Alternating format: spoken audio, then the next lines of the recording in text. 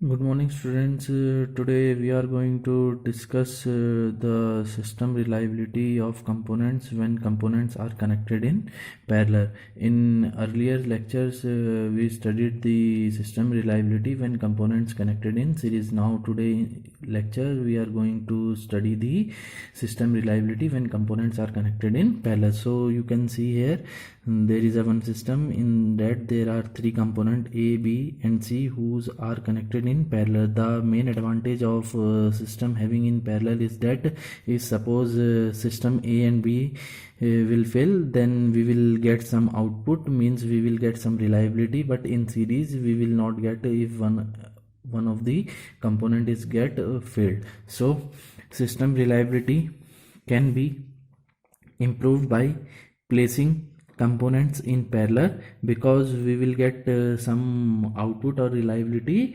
when at least one component will work or having some reliability. The components are redundant. The systems operate as long as the least one of the components operates.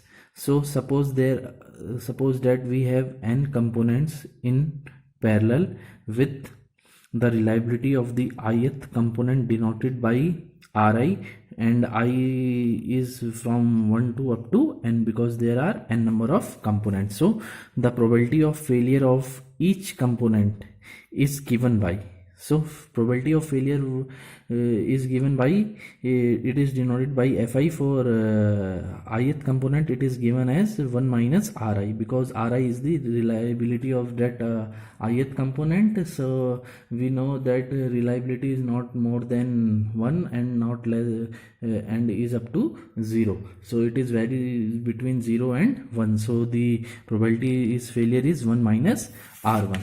So now the system fails only if all the components fails, then the probability of the system failure will be given as, so system failure will be given as 1 minus Ri, 1 minus R2 dot 1 minus Rn. So we will multiply the failure probability of each component, or we simply write as pi function, that is shows the product that is from I equal to 1 to n 1 minus Ri.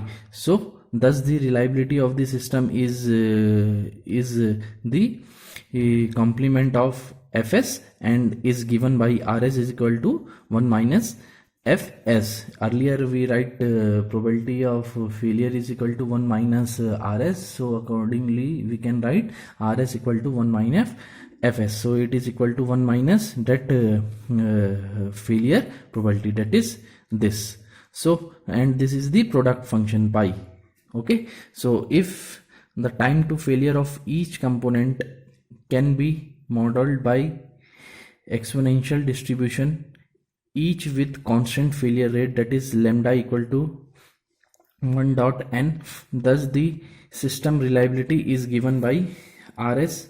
We already studied pi function product, that is the probability of failure of each component, that is equal to 1 minus R, and I is the for ith component from, and I is vary from 1 to n. So like that, and if function is according to the exponential, then Ri is given minus exponential minus lambda I t, which we studied earlier. So so this is the system reliability, 1 minus pi function and I equal to 1 minus e lambda I t.